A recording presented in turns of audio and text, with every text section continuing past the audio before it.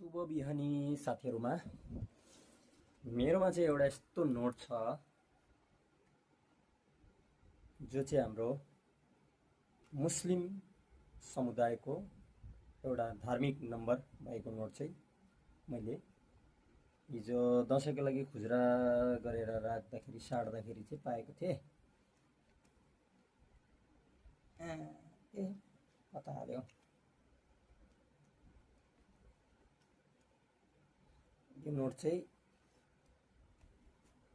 हाम्रो मुस्लिम साथीभाइको लागि चाहिँ चाहियो भने भन्नुहोस्।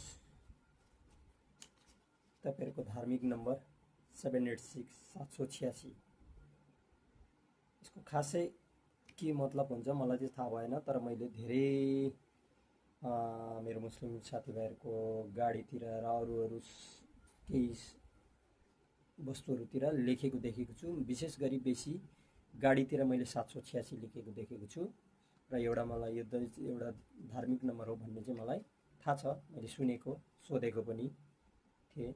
यो चाहिँ हिजो मैले लगभग 2 जनाकोबाट दशैंको लागि भनेर खुजरा गरेको थिएँ। एक जनाकोबाट 2000, एक जनाकोबाट लगभग 1000। त्यसमा चाहिँ 100 200 को खुल्ला गर्दा चाहिँ 786 परेछ। 780 हरु पनि परेको छ हैन। 786 यो चाहिँ म बिक्री गरिदिन्छु है साथीभाइ।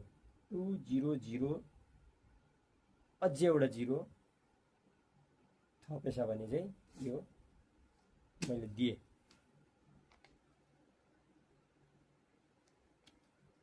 लु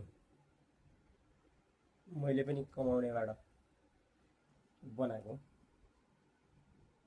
यो चाहिँ मैले फ्रीमा जुप्पी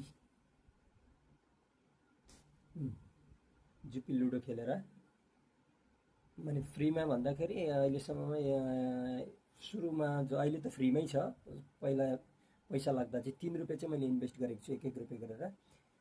डेली यसरी विन गर्थे मैले यसरी लेख्दै बीचमा केदैन। अनि मैले सेप्टेम्बर 2025 मा 39 रुपैयाँ 60 पैसा। यो एकदम टोटल फ्री, सबै फ्री भन्दा पनि हुन्छ। 479 यो टीडीएस काटेर, टीडीएस मेरो यति काटिसकेको रहेछ, तर यो अलिकति हिसाब मिलेन। 196.98 यति टीडीएस मैले काटिसकेको रहेछ हैन। यो 479.60 चाहिँ मैले विथड्र गरिसकेको रहेछ। मैले चाहिँ यो पैसा देखाउँदा यो पनि साथमा पर्यो। 786 लु भन्नुहोस् साथीहरु, कसलाई चाहिन्छ। ल हस् त, धन्यवाद।